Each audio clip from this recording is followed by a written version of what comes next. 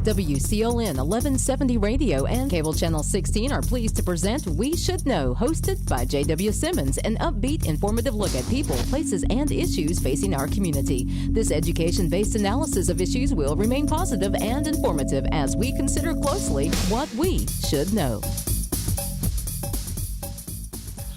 Ladies and gentlemen, welcome back. We Should Know's on the air.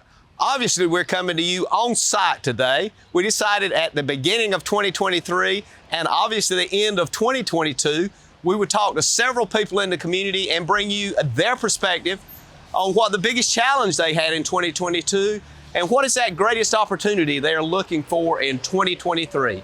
Stay tuned as we bring you those comments from people that you know in the community. We're very pleased to be in the art studio of Grace Ho in downtown Clinton. And Grace, I want to thank you for letting us come in today and have a conversation. Sure, I'm glad you're here. So we've been asking folks of various professions and backgrounds kind of a simple two-part question. And the first part is, what did you see as your biggest challenge in 2022? What was that thing that you faced that was a huge challenge for you? And then the second part of that question is, what do you see in 2023 as a great opportunity that might be waiting you? My biggest challenge has to be staying well and knowing how to do that and taking time to take care of myself. And staying well means when our family motto is work hard to play hard. We're always on the go, go, go. Staying well for me then is finding the time to rest and to take a break from busy schedules. And resting for me really is making time to be in the space where I can make art. And art is that center for me between work and play. So me getting to art means setting aside time to be in my studio space to make art, or if I'm on the road, setting aside time to work in my sketchbook, which I love traveling with. It's something I can throw in a bag, bring a bag of markers or whatever it is that I have. Sometimes I'll just sketch on whatever I can find. But those are times that are good for me in terms of rest, is making art is my happy place. And in addition to making art, I've always loved being around art. It gives me the opportunity to look at the world in different ways. And so I make time for that as well. If we're traveling, I like going to museums, to galleries, to shops. It's amazing where you can see art. It can be public art as well. Be on a street corner and somebody has, just in our downtown, that milling around piece, that's amazing that we have that here. But I notice those things probably more than most people because that's what I gravitate towards in terms of looking at the world through a different lens than the news or facts or a written story is. I like looking at the world through art. Visual art is mostly. I do appreciate the performing arts and all, the music and all that as well, but mostly visual art you can almost find anywhere that you choose to look.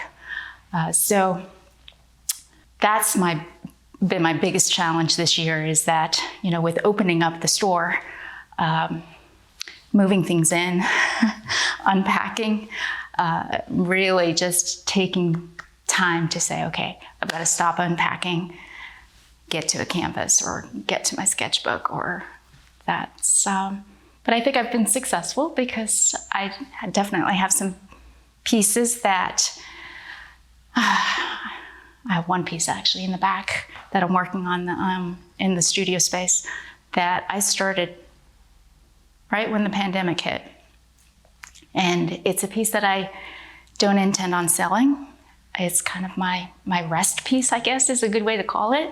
Don't really want to call it my COVID piece, but it does revolve and relate to COVID quite a bit. But it's the canvas that I've been working on for 2.5 years, almost done with it. So before you walked in, I was varnishing that piece. It's on its last coat of varnish. Is every piece of art that you work on, do you see it as an opportunity for expression through you as your perception of the world?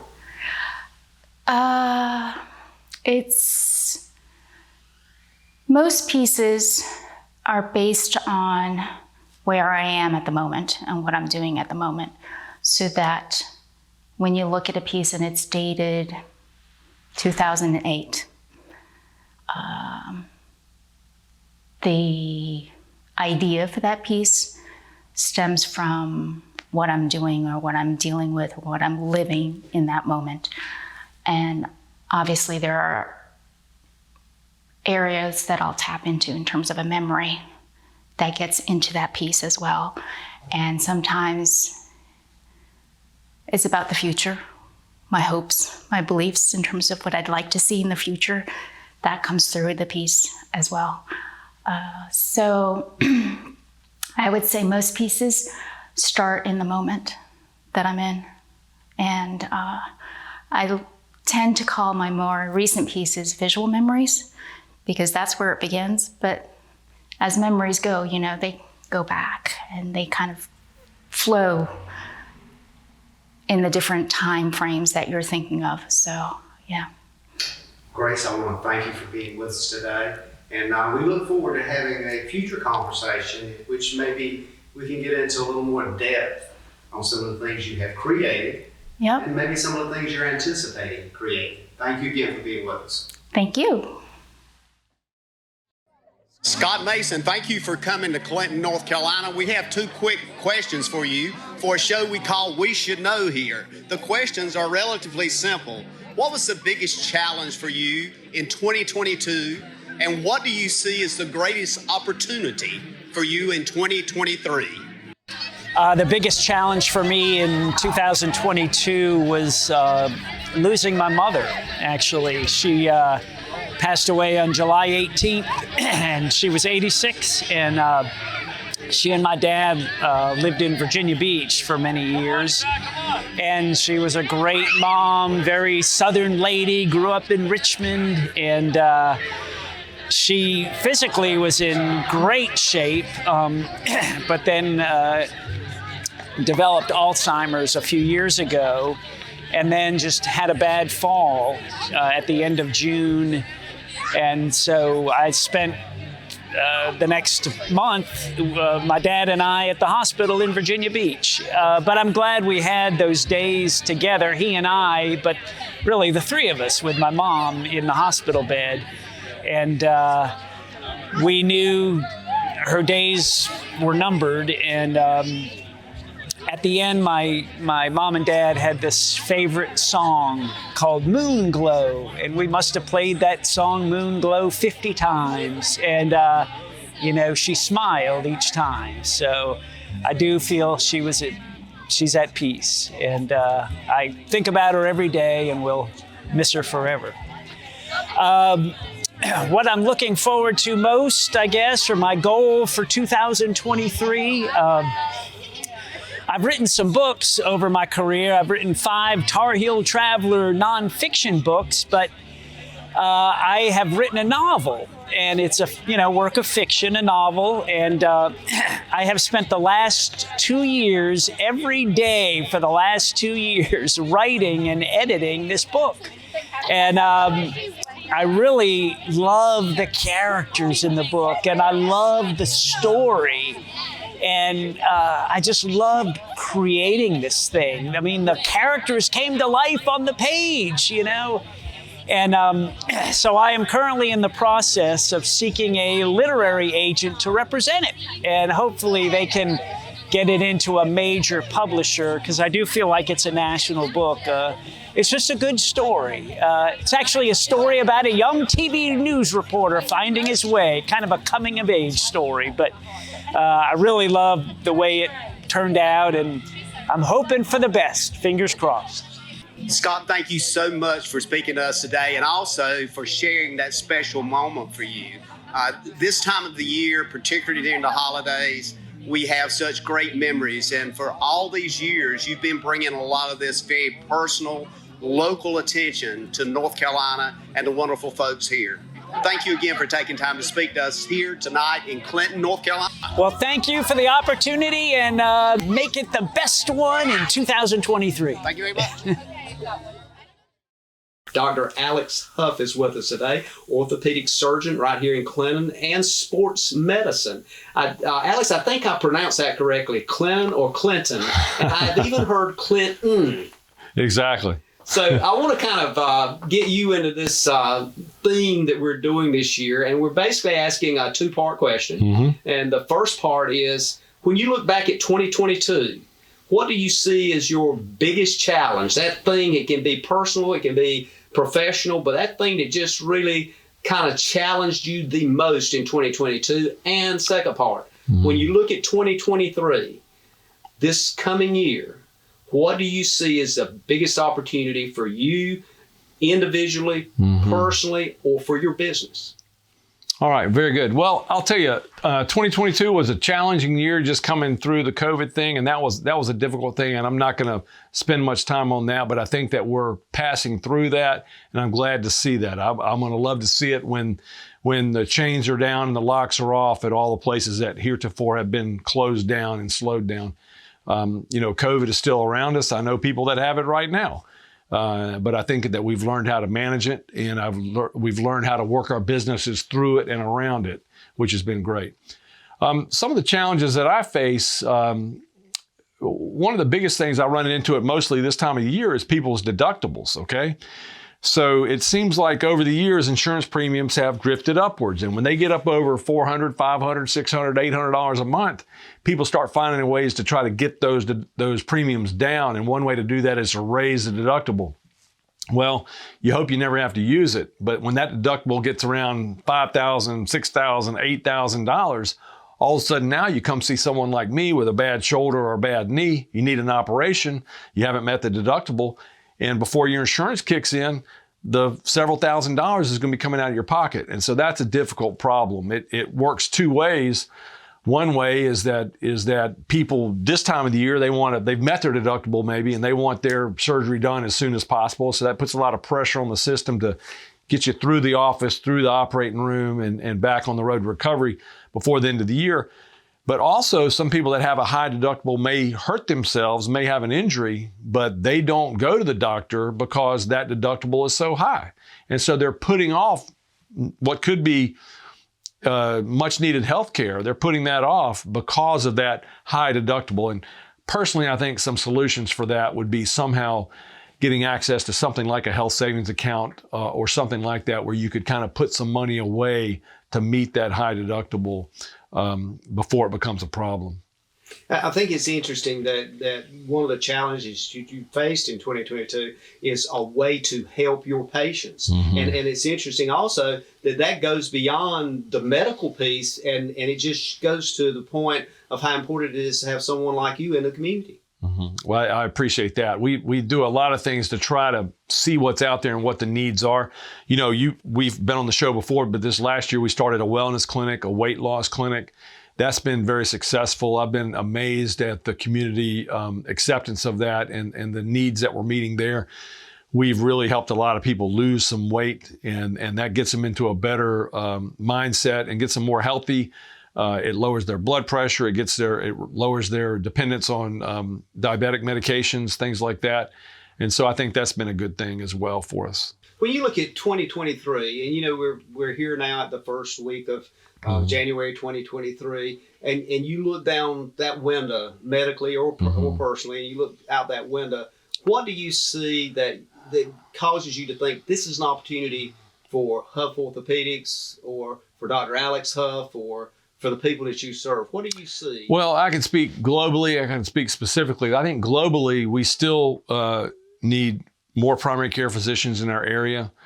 We need more opportunities for access to entry-level health care. From a personal standpoint, things that I can really what I've been able to change in the last year or so, and I can continue to change in the future, is I believe that we've really been at the forefront, and I can tell you that we've been at the forefront of outpatient knee replacement. When I say outpatient, I mean have your knee replacement done at 7:30 in the morning, you're back at your home by 2 in the afternoon. Most recently, we've been doing this for the last couple of years, and I wanted to look at the data. I was contacted by some medical students from Campbell, and I was able to work with them and help them get involved with a research project where they were able to collect the data and then take it back with them to Campbell, let the statisticians at Campbell University run it through the mill, so to speak, and do all the special testing you've got to do. And the results have really been phenomenal to the point that I submitted it for publication and for presentation at the North Carolina Orthopedic Association meeting in Kiowa, South Carolina this past October. And we presented that data and were overwhelmed at the positive response. I'm talking about the headliners were, UNC, Wake Med, and Duke University Medical Centers. And then here was Huff Orthopedics and Sports Medicine from Sampson Regional Medical Center on the docket as well for presentation. People coming up to me afterwards and talking to me about my experience with outpatient knee replacement, how we got the program started, what medications we were using, things like that, how we put it all together. So that's been a big thing, and I think that we're really changing the way knee replacement is going to be done in Eastern North Carolina. Dr. Huff, I want to thank you for sharing today with us and giving us a bright look at the future. It sounds like we're not only on the map, but we're seen on that map, and folks are starting to understand some good things happening right here in Clinton, North Carolina. That's right. Thank you. Ladies and gentlemen, stay tuned. We'll be back shortly with another interview.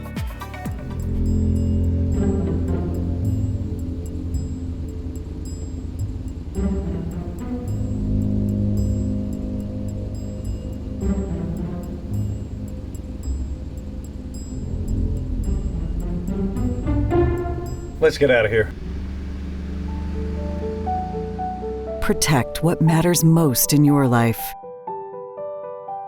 with security from Star Communications. If you run a business, you need sales. To get sales, you need customers. To get customers, you need exposure. Let our team of experts craft and produce the perfect video ad to reach your intended audience while making the most of your advertising dollars. Call 1-800-706-6538 or visit starcom.net to contact our Star Communications production team and get your business moving to the next level. Sydney, thank you for being with us today for a special segment on We Should Know. Again, you've been doing a great job as the hostess of the cooking show that airs on Channel 16, Star Communications. We want to ask you a couple of quick questions. 2022, what was your biggest challenge in 2022? And looking forward to 2023, what do you see as your biggest opportunity? Yeah, so 2022, as you guys, if you've seen the show at the table, I was very pregnant for most of 2022. Well, yeah, at least the first half. And then I welcomed my first little boy. So that has definitely been a challenge, of course, trying to navigate the work-life balance, navigate being a new mom, what that looks like, what it looks like for our family, and all of those things. Of course, now that I'm a mom, I understand trying to balance work and spending time with your little one, and also find time to exercise, be active, and cook at home. So it has definitely been an adjustment, and I fully understand the struggles that families have. So that has probably been my greatest challenge, but also my greatest blessing, of course, welcoming him into our life. And then as far as 2023, those opportunities, I've actually got a lot of really fun environmental opportunities that I'm looking forward to in 2023. So we have some funding that's coming from NC State, our Steps to Health program, which is a grant-funded program. and they have some really great environmental change opportunities for us.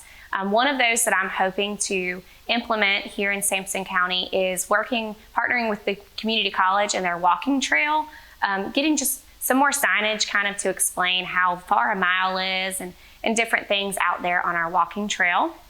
And then I also we have some funding to get more gardens put into our schools. So I'm hoping to work with our horticulture agent and our 4-H agent to get some more raised beds put in at some of our different schools here in Sampson County, and for us to be able to go out and do more programs at those schools. So that is what I'm looking forward to in 2023. Senior Knowles, thank you for being with us today. We certainly wish you the best with all of these challenges you're looking for in 2023. And again, continuing your good work at the table. And we look forward to seeing you again. Thank you. We're coming to you from beautiful downtown Elizabethtown at a store that's been in business for 88 years. The proprietor, owner of that store, is Mr. Lanwan. Mr. Lanwan, known to many people as Ricky, is going to tell us a little bit about some things that he faced in 2022, some challenges. And he's also going to tell us about what his anticipated things that he hopes maybe he can accomplish in 2023. Ricky, thank you for being with us today. Well, it was my pleasure, and thank you for inviting me here to Star Vision and your show. It's, of course, a lot of our business comes from the Sampson, Duplin, Bladen, and Cumberland County, and that's my customers. And like you said, we're 4 generations, 88 years, and we've had some challenges definitely here in 2022, but we've actually had 10 out of the last 12 months have been up from the year before. So, as COVID kind of settles down a little bit, we have had some challenges, but, our tremendous employees here have stuck with us, and, and we've really done well, to be honest with you. And there's a few supply chain problems, and but 95% of our merchandise is coming as we anticipated. And, we're on top of things anyway, and we're aggressive. We've got a good rapport with all of our sales reps and our name brands. And so we've really have done better than expected. And of course, we're looking forward to 2023. And we feel like that our store, I consider our store, we're a one-store operation. We have 7,000 square feet here, been here, like you said, 88 years and 4 generations. And it's kind of like we know how to change. We put in a hunting department, for example, this past year, and we realized there's a lot of hunters in southeastern North Carolina. And that's been a real plus for us. And Adam Jordan has done this. And we have a good team of the ladies and children and men's. But anyway, we know how to change. We know when to fold. What's the expression when you the gambler? We know when to fold and when to get going. I didn't really say that real well, but anyway, we kind of describe ourselves as a Volkswagen making a U-turn on I-95. We're not like an 18-wheeler where it takes a long time to do that. So we know. When my grandfather came here, we were a farm store. We sold tobacco canvas, overalls, and to this day, the farmer is my customer, and we're proud of that too. And but we've changed. We used to be a farm store, and then we became a preppy store, with the alligator and the polo and this and that. Then we became a surf store. Your grandson bought a lot of my Billabong and Quicksilver, and now we're a combination of a lot of things. We talked about the hunting department, but suits and tuxedo rentals is driving our business too. It gives us a relationship of a couple, and you want to start out right on a couple that's getting married. So we make sure that we cross every T and dot every I. We get our tux, brand new tux. We get them in a week early. We've got the best prices, best quality, and that drives our business. And they see our store and they said, "Oh gosh, I didn't know you had Peter Millar. I didn't know you had Barber jackets. I didn't know you had all these brands here that we have 300 brands in our store, men's, ladies, and children. And we're personal too. And somebody has a funeral, God forbid, we meet them at night and get things straightened out, and we're proud of our business. And going forward, we're really excited about 2023. We're going to put in new lines. The ones that don't do well, we drop them. And, it's just, we're part of the community. I'm on the city council, on the board of trustees of the college here.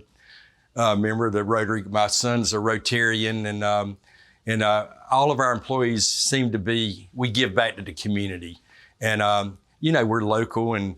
But I tell you one thing that we do a lot of now is online shopping, and that's a big deal. I thought it was going to slide a little bit since COVID is kind of getting better, but our online business is great.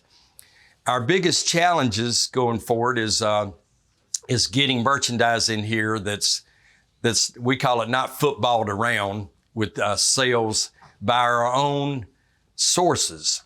And of course, the good thing about it is if they do have something online, for example, Vineyard Vines or Southern Tide or Johnny O or any of the brands that we carry, we'll match it. I mean, you are not going to pay more at my store anywhere else. You can go find it somewhere, we'll match it. And we'll deal with the people that sold us the merchandise, all of our sales reps, because we're not going to lose any money if we sell it at half price, because I'm going to get a discount on it. We want people to know that you are not going to pay less online at any place. If we carry that merchandise, you will get a guaranteed low price. And that's the way our philosophy has been for 88 years and 4 generations. That's why we're here this long. We enjoy being part of our southeastern North Carolina. My dad was the mayor here. And gosh, my granddaddy came here, couldn't hardly speak English. And there's been a lot of, we mentioned the leaders, the Kramers, the Manns, the Sugars, the Weinsteins. These guys I'm second generation American. And we're proud of the fact that instead of just being among ourselves, we mix in and become mayors, president of Rotary Club, president of Civitans, whatever. So we give back, we're part of this community, and we'll always be part of this community. Ricky, I want to thank you for being with us today, and also thank you for being a bedrock part of this community and this part of the state. You certainly have set a reputation, your expertise and understanding what only folks need here, and basically getting that to them with whatever it takes is very important. So we look forward to talking to you again, maybe in a longer setting with We Should Know, where we can get into a lot of the details on the history that you're willing to share with us. Thank you for being with us. Well, it was my pleasure, and I hope everybody has a good 2023. Happy New Year. Ladies and gentlemen, welcome back. We Should Know's on the air. We're coming to you from downtown Clinton this morning, picking up on another person that has contribution for us on our New Year's, conversation piece. Chief of Police Anthony Davis, City of Clinton. Chief, thank you for being with us this morning. Thanks for letting me be here, JW. A couple of questions we want to pose this morning. What was your biggest challenge in 2022? And what do you see as one of your biggest opportunities for 2023? I say my biggest challenge for 2022 is, more on a personal note, is the loss of my mother. I lost my mother in early January, and she was really my biggest supporter.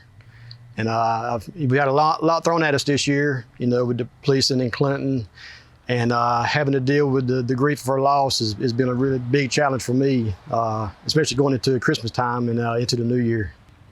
We've got a lot of new people. We're a really young department. I say going into 2023, we got some potential, to get these officers groomed up going into the new year.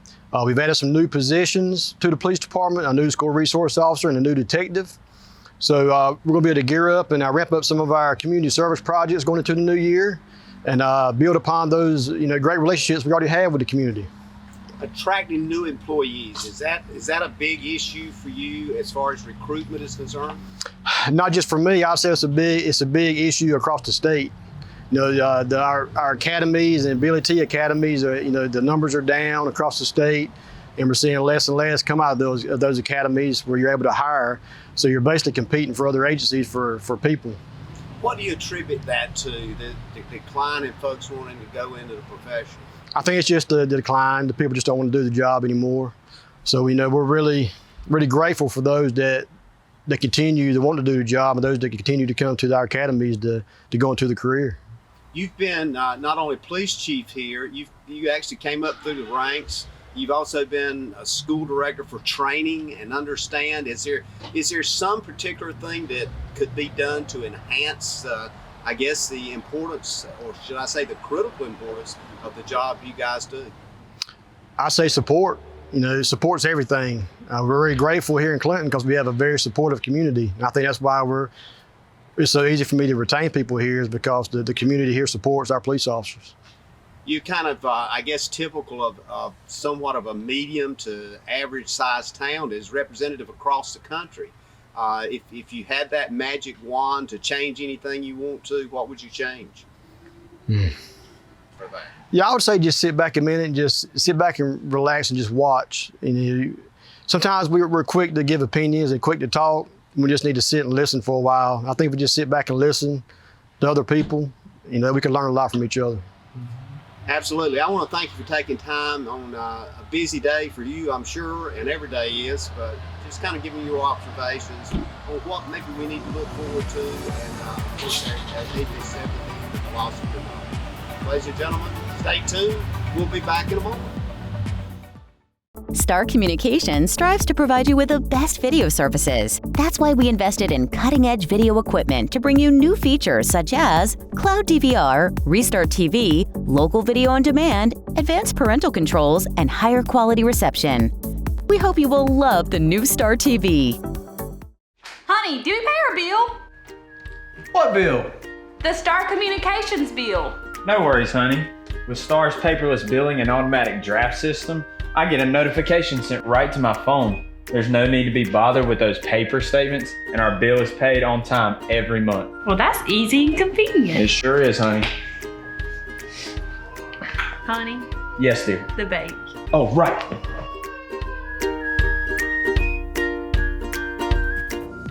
Ladies and gentlemen, welcome back. We're continuing our conversation here on We Should Know, on site with a number of folks in the community. We hope you're enjoying the show today. It's something that takes quite a bit of time for our folks to do this, and we're really looking forward to the outcome and your input. Continue to contact us at weshouldknowedu@gmail.com. We Should Know here, J.W. Simmons. We're asking those two very interesting questions at this time of the year particularly, and those questions are being asked to Miss North Carolina, Carolyn Martin. And the question is, Carolyn, for you, in 2022, what was the biggest challenge? And the second question, in 2023, what do you see as the greatest opportunity for Carolyn Martin, Miss North Carolina? For me, honestly, in 2022, and one of the biggest challenges for me throughout the course of my life has been the struggle I've had with my body image. And it's what really inspired my social impact initiative. Every young woman in the Miss America organization has one, and mine's called #Self-Care Eat to Success. It's about teaching the community how to eat in a way that fuels our minds and bodies to success while taking the focus off of weight and appearance. I remember being just 12 years old, and I got my first big girl swimsuit. I got a two-piece swimsuit to wear on the beach, and I put it on, and I looked in the mirror in the bathroom, and I practiced sucking in so that I could look thin on the beach. In high school, I weighed myself almost every single morning, and I really monitored what I ate based on what the scale said.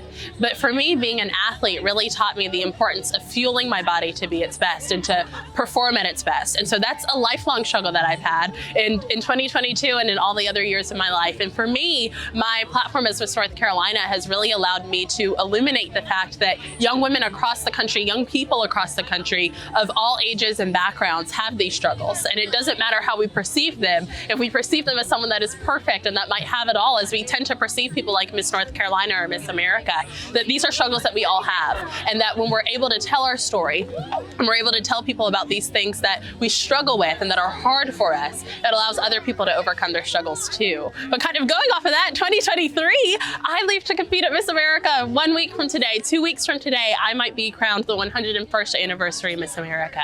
That is an incredible opportunity for me to not only earn life-changing scholarship dollars through the largest scholarship provider for women in the country, but also to tell that story that I just shared with you, to tell people across the country that you are enough in the body that you're in, and that even if you don't feel like it some days, even if you feel like the body that you have isn't perfect, that you can fuel it to be its best and that you can perform at your best every single day by fueling your body. So that's what I'm looking forward to in 2023. Outside of that, I'll be applying to law schools too. So 2023 could be a huge year for me, and I'm excited to do it while representing North Carolina and maybe even America.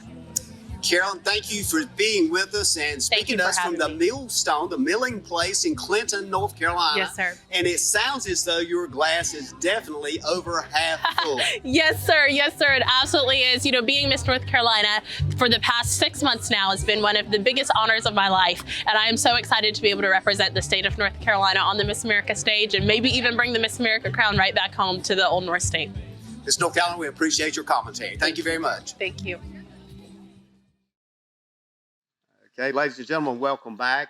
We're here with James Lamb this morning. James has been recognized nationally but with different organizations as hog farmer from Sampson County, graduated from North Carolina State University. Over 25 years, 26 years, James, I believe, with Prestige Farms. Yes, sir. You're also a farmer yourself and grow pigs here in Sampson County. James, from your perspective, we wanted to try to get you to kind of give us an idea of what your biggest challenge was in 2022 and what you see as an opportunity that may be unfolding before you as we look forward to 2023. Well, my biggest challenge in 2022 was inflation. In the media, everybody's talked about it. Particularly on this operation, it was built basically in 1998, which is 24 years ago. When I built this farm, the highest diesel fuel price I paid in 1998 was $1.12 a gallon. In 2022, the highest diesel fuel price I paid was $5.75 a gallon. So as you can see, that's over a 5 times increase. Most of that primarily has happened over the last 2 years. $2 or $3 of that price per gallon has increased since around 2020. When you look down the road and you see things now from the perspective we are here at the cusp of 2023, and you obviously just talked about 2022, that thing that may happen in 2023 that would be something that would be you would want to accomplish, something that you look at as an opportunity to accomplish.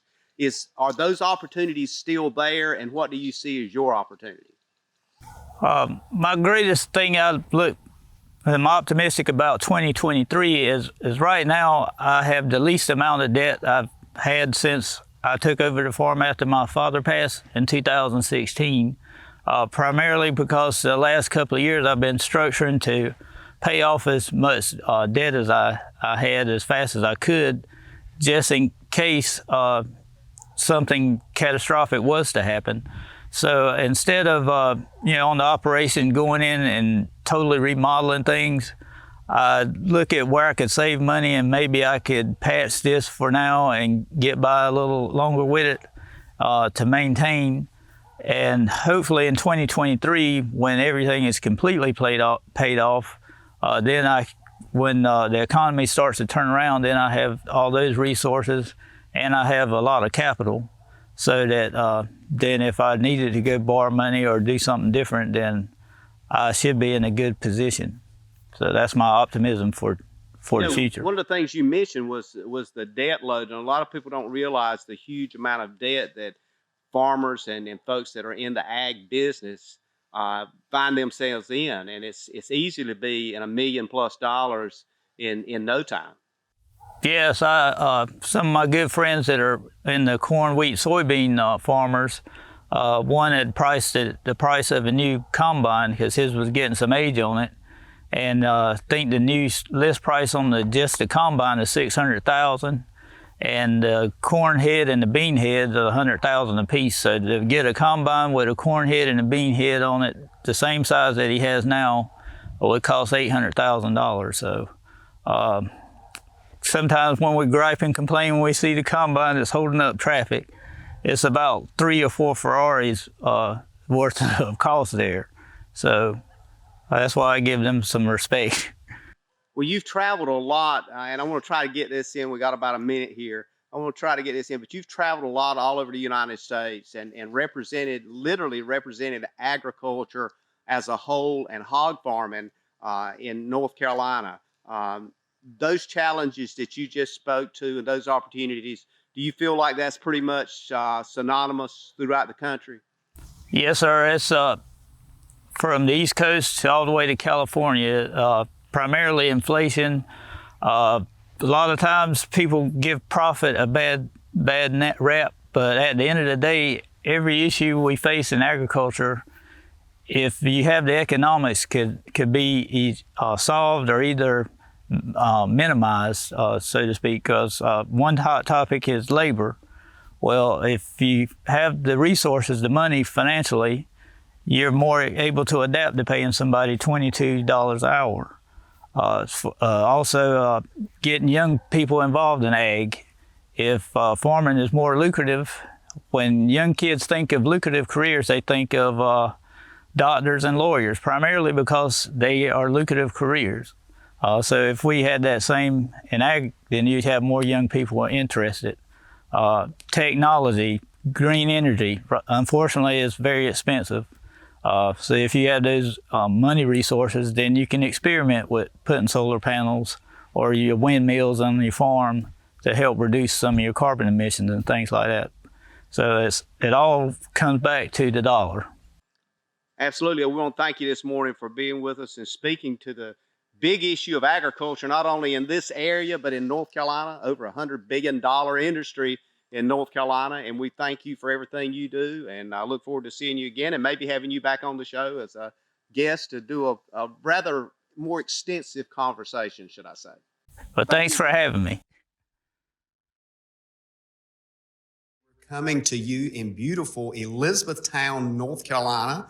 And we're talking with a fellow by the name of Alex Monroe, who happens to be the owner of Cape Fear Distilleries and Winery right here in Elizabethtown.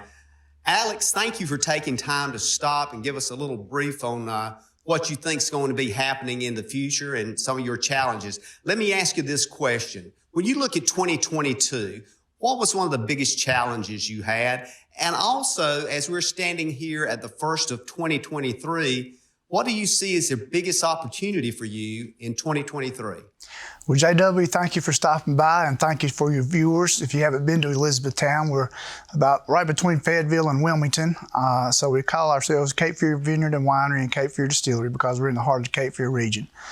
JW, our biggest challenge, we're a growing company. We started in 2013 and with a little bit of a dream, and the dream is kind of outrunning us a little bit. So things are going a little bit faster than we expected, but that's a good thing. I've got great staff here that help promote the winery and all of our different facilities here.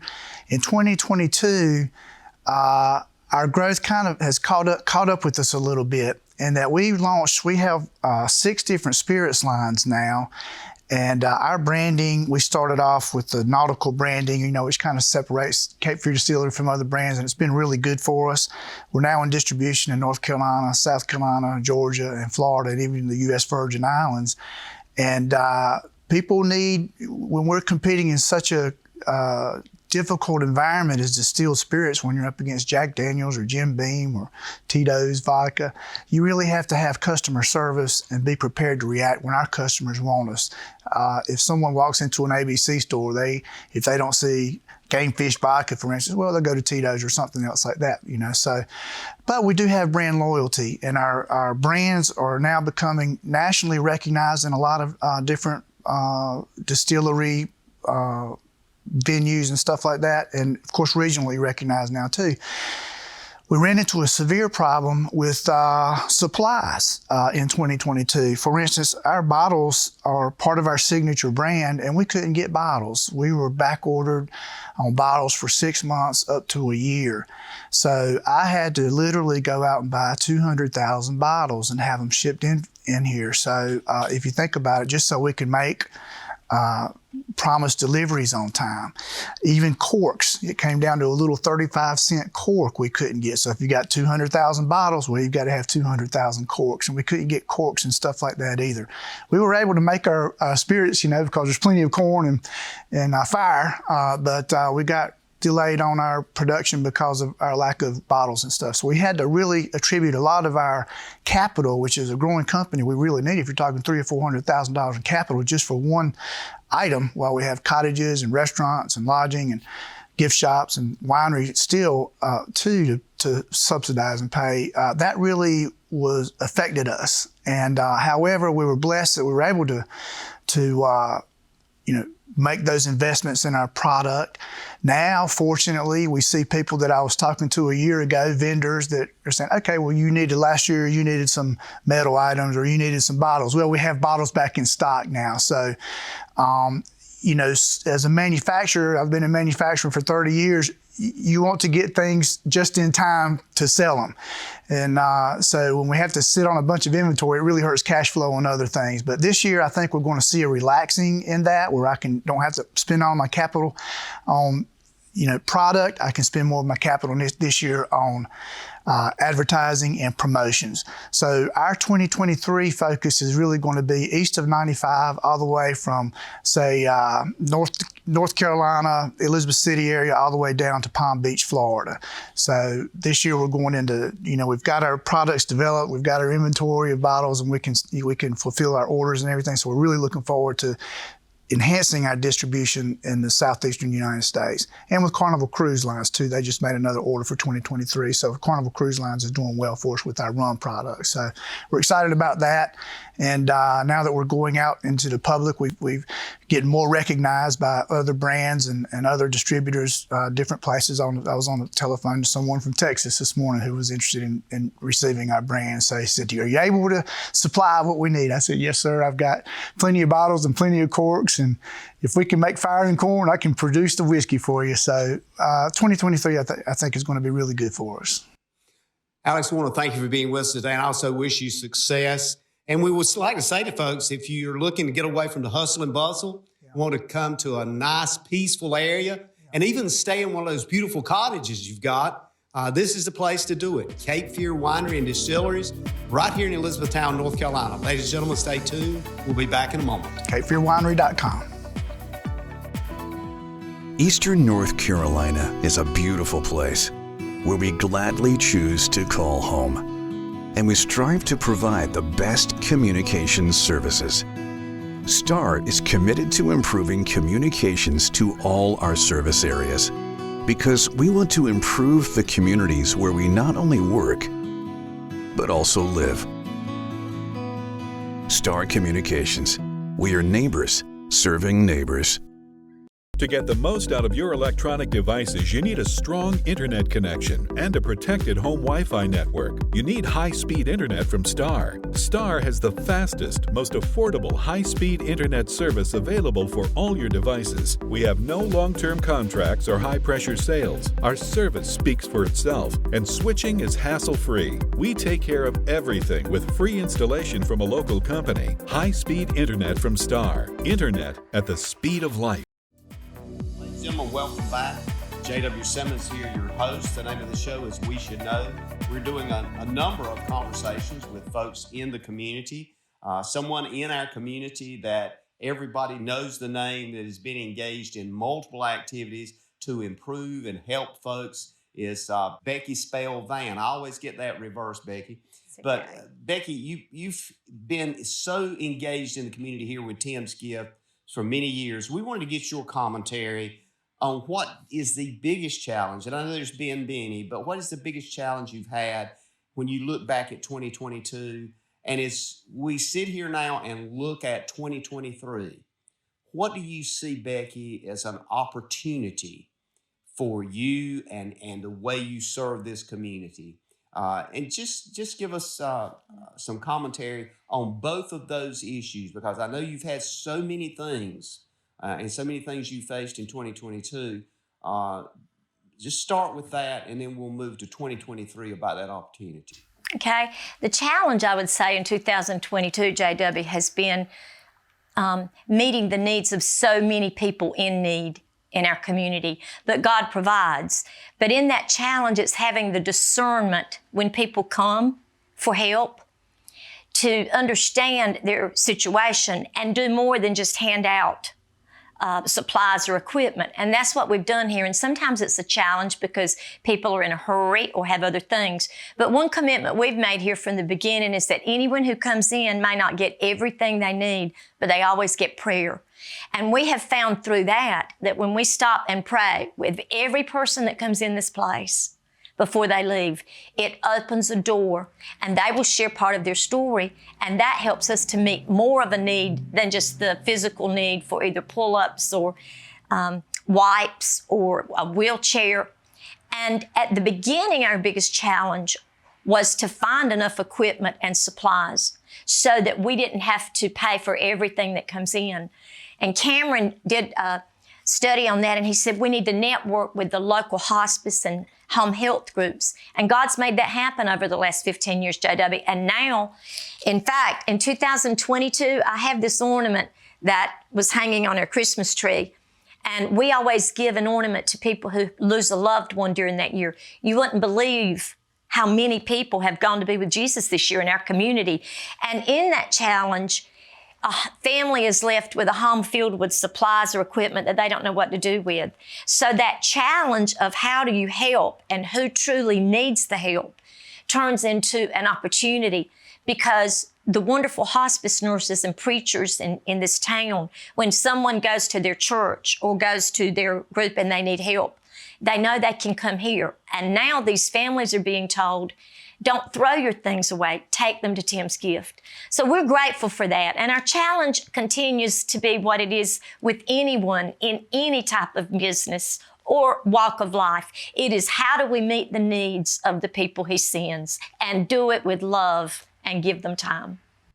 When you look at 2023, what do you see as an opportunity for what you do and an opportunity for folks in the community? What does that look like? What excites you about 2023?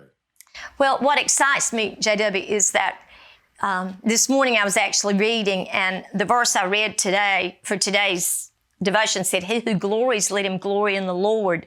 And you know, we don't want to take any credit. He gets the credit. He gets the glory because He makes it all happen. We just have to be obedient and faithful in our service. And I think the challenge would be, how can we as a community, because this is an amazing place to live, we honor God here. We have faith, family, friendship. We as a community come together. But there are many areas where we need to improve. And what we've seen here is the number of homeless people we have here. And this is not a popular topic, but it's real. There are people sleeping on the streets or looking for a place to spend the night when they don't have a home like we do. There are hungry people in our city. And it's being overlooked because I think we might say, I don't know what to do. But God will provide, and that's what we're looking for in 2023, is that God will open the door. It's not going to be a one organization, a one man, one woman. No, it has to be a community coming together. But just this morning I was watching the news, and in Durham today they showed where they've opened, it's a building, and they've just put out sleeping bags for 30 people because tonight it will be freezing. But in our town, there's nowhere to send anybody. So we're praying that God will open doors, that as a community, we can keep growing. We've made our Christmas in the city. Our city's beautiful. And now we want to make God proud of us when we help His children in need. Becky Spellvan, I want to thank you for your commentary. I want to thank you for being with us today. And also thank you for your service in this community in 2022 and looking forward to 2023. And may God bless you in the coming year. Thank you. Ladies Gentlemen, welcome back. We Should Know is on the air. J.W. Simmons here, your host. We're in a building downtown Clinton, one of the merchants. The name of the location is Art of Hope. And we happen to be talking with Hope today. Hope, thank you for being with us. Thank you for having me. If you could answer a couple of questions, it seems to be something that a lot of folks is thinking about. Is what was your biggest challenge in 2022? And when you look forward at 2023, what do you see as your biggest opportunity? Okay, well, for 2022, coming out of pandemic, I know that's been a challenge the last couple of years for people. We feel like as a business we did well through it, and thank the Lord for that. But I think a challenge for what I've seen for most people has been there seems to be so much doom and darkness mentally and spiritually, and I've seen it over and over. And something I focus here on at the store is the light of God. And matter of fact, the Christmas print I did this year is God is light and in him there is no darkness. And I've focused on that verse because of the challenge of people just feeling so much depression and darkness in their lives, and wanting to be the light for people and point them to the light. So that's kind of what I feel like the challenge for 2022 is seeing people down and trying to, and I guess for 2023 would be focusing on the light, focusing on what's good, even just what's in front of you at that moment in time. What do you see that's good? Look at it. When you focus on, what you focus on is what you're going towards. And so if you are focusing on the light and you're focusing on what's good around you, just pay attention, your family, your friends, the people that you are in influence of, and be the light to them. And so that's what I would like to focus on this year in 2023, and hope that others will too. So, well, I noticed as I look around your studio that your artwork is a lot of color, and it is a lot of light. Yes. Is all of your artwork, does it contain that core thing of spirituality? Yes, it does. As you notice, most of them have some type of uplifting either scripture or a quote of some sort that would encourage and hopefully, point people in the right direction. Like I said, what you focus on is what you're going towards and what you're seeing manifested in your life. And so we would hope that if you're focusing on something that talks about who you are as a human and what God has called you to be, if it's peace, love, gentleness, whatever those things are, if you're focusing on that, hopefully that is what you'll eventually become. So, one of the things that I in a conversation earlier, I've talked with you, and you actually can do artwork based on like a profession. If it's something somebody does, you can work that into a piece of art. And there's a number of those in this place hanging around that we can talk about. I think that's pretty interesting. I mean, somebody that is looking a gift for someone that's retiring or something that somebody has gone through, you can work that through your whole process of making that happen. That's right. There's several that I've done. One that just pops in my mind is one I've done for nurses. That's been another career. I'd say education and nursing and I guess, medical care or whatever, has been a challenge during all this last couple of years. And the nursing one, I've got 3 now, and they all pertain to something that, one is I can do all things through Christ who strengthens me, or I pray that you are in health even as your soul prospers. And so, but those are towards the career of nursing. But yes, I've done, I think we talked earlier about the lineman one, when you'll see how important they are if your electricity ever goes out. You also see how dependent on electricity we become. So I did that one post one of our storms, and just seeing their importance in our community. And sometimes we take people for granted. We shouldn't, but we do. And they work hard to make sure that people's lives are more comfortable. And Speaking of comfort, also people who make our lives more comfortable are our military. I have a military one. Our law enforcement, I have a law enforcement painting, and they keep our community safe and our country safe, and keep us to where we're able to talk freely about what we want to talk about and be. So. Well, I want to thank you for being with us today. And certainly when I look at this studio, it does bring light to downtown Clinton. And the other thing is your shirt actually says it. They can look at That's right. hopesmith.com. That's right. Go on the web and take a look, and some of your art's there, and they'll find out, and you can answer questions that they may have on the web. So we want to thank you for being with us today, and we look forward to having a conversation again next week, next year. Yeah, 2023. Sounds good. Thank you so much. Again, talking with several people from the community, and we're on McCoy Street today at Olive Grove Church. We're talking with Pastor Russell Emanuel. Pastor Emanuel, thank you for being with us. Honored to be able to be here, sir. Pastor Emanuel, questions that we are kind of posing everyone is a kind of a two-part question, if you will. First part is, what was your biggest challenge in 2022? And as we stand here on the cusp of 2023, what do you see as your biggest opportunity that might be available?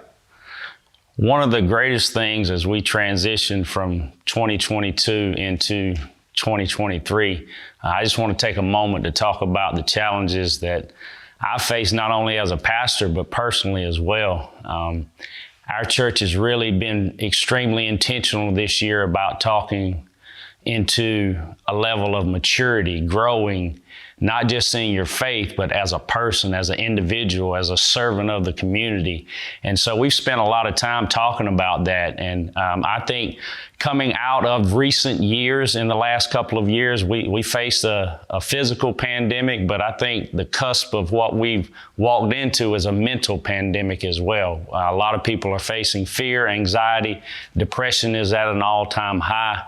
And some of those things are dealt with internally. It's really good for us to always look at the external and make it look good on the outside, but the internal issues are really the deep wounds that really need to be dealt with so that we can move forward as individuals. And for me personally, as a pastor, you almost signed up for a perpetual cycle of walking through those events. So taking care of my mental state, my heart. So we know that Jesus has provided everything that we need. It's a finished work at the cross, but our soul, we have to navigate through that. It's not just guarding our hearts, but it's actually gardening them as well. And so when we deal with those issues, when we're willing to have some trusted friends, some community that we can get around and just be transparent and talk about how we're feeling and walk those things out, it really helps us to be able to navigate through seasons of difficulty. And I've had to do that on several different occasions this year, not just as a pastor, but personally within my family, being willing to have the hard conversations, because the internal issues are the ones that will take us out. And so, navigating through the soul wounds, dealing with that. Also gardening. When I say gardening, I'm talking about, cultivating. I've started journaling this year. I don't normally journal, but what it's done is it's helped me to go back and reflect and see the faithfulness of God in times past when I'm walking through difficult seasons.